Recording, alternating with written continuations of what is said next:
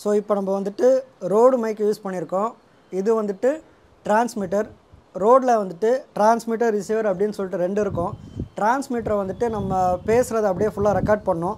அதுதான் நம்ம இப்போ அந்த ஷர்ட் பட்டனில் நம்ம வந்துட்டு பின் பண்ணிவிட்டு நான் பேசுகிறதெல்லாம் இதில் தான் ஆடியோ ஃபைலில் வந்துட்டு டிரான்ஸ்மிட் பண்ணோம்.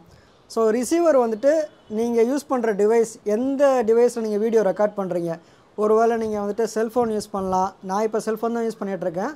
செல்ஃபோனில் பார்த்துட்டிங்கன்னா என்னோடய ரிசீவரை நான் கனெக்ட் பண்ணுறதுனால நான் பேசிகிட்டு இருக்கிறது எல்லாமே ஆடியோ ஃபைலாக அதில் வந்துட்டு கரெக்டாக மெர்ஜ் ஆகிடும்.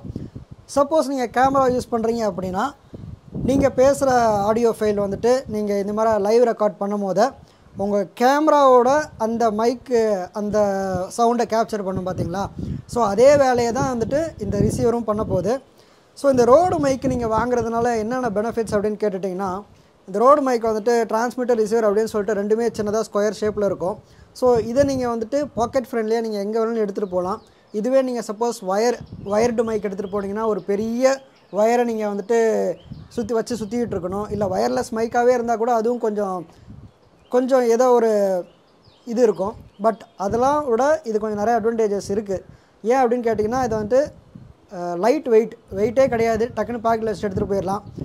ஸோ இதுதான் வந்துட்டு ரோடு மைக்கோட மிகப்பெரிய பெனிஃபிட்டு. இன்னொரு பெனிஃபிட் என்னென்னா, நீங்கள் சப்போஸ் ஒரு ஜாகிங் போகிறீங்க, இல்லை எதனா ஒரு ஆக்ஷன் வீடியோ எடுக்கிறீங்க, இல்லை ஏதாவது ஒரு சைக்கிளிங் பண்ணுறீங்க, இல்லை வாக் பண்ணுறீங்க அப்படின்னா ஜஸ்ட்டு வந்துட்டு கேமரா வந்துட்டு ஒரு இடத்துல செட்டப் பண்ணிவிட்டு நீங்கள் பாட்டில் நடந்து போய் பேசிகிட்டே இருக்கலாம். இப்போ இதே வீடியோ வந்துட்டு இந்த கேமரா இந்த செல்ஃபோன் இங்கே தான் இருக்க போகுது. நான் வந்துட்டு இப்போ ஓரமாக பக்கத்து ரூமுக்கு போக போகிறேன். ஸோ என்னோடய மைக்கு தான் என் கூட வரப்போகிறதே தவிர்த்து கேமரா வரப்போகிறது கிடையாது. ஸோ நான் பக்கத்து ரூமில் இருந்து பேசினா கூட கேமரா இதே பொசிஷனாக நிற்க போகுது. நான் பேசுகிற வீடியோ உங்களுக்கு கிளாரிட்டியாக கேட்குது அப்படின்னா நான் வந்துட்டு இப்போ ரோடு மைக்கில் பேசுகிறது ரோடு மைக் கரெக்டாக ஒர்க் ஆகுதுன்னு அர்த்தம். ஸோ இப்போ நீங்கள் பார்த்துட்டிங்கன்னா அந்த செல்ஃபோன் வீடியோவில் பார்த்துட்டிங்கன்னா நான் உங்களுக்கு சுத்தமாக தெரிய மாட்டேன். ஏன்னா நான் இப்போ பக்கத்து ரூமில் இருக்கேன்.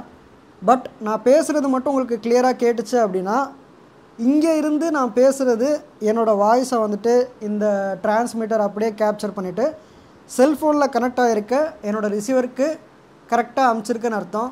ஸோ இப்படி நம்ம செய்யும் போது நம்ம ஈஸியாக வந்துட்டு கண்டுபிடிச்செல்லாம் நம்ம ரோடு மைக் ஒர்க் ஆகுது அப்படின்னு சொல்லிட்டு.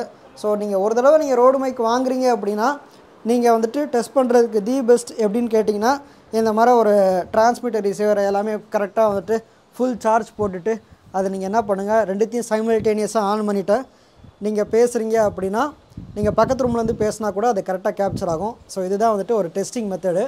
ஸோ இப்போ நம்ம வந்துட்டு இதை ஆஃப் பண்ணிவிட்டு நம்ம பேசுகிறது எல்லாமே கிளாரிட்டியாக கேட்டிருக்கா அப்படின்னு சொல்லிட்டு இந்த வீடியோவில் நம்ம பார்ப்போம்.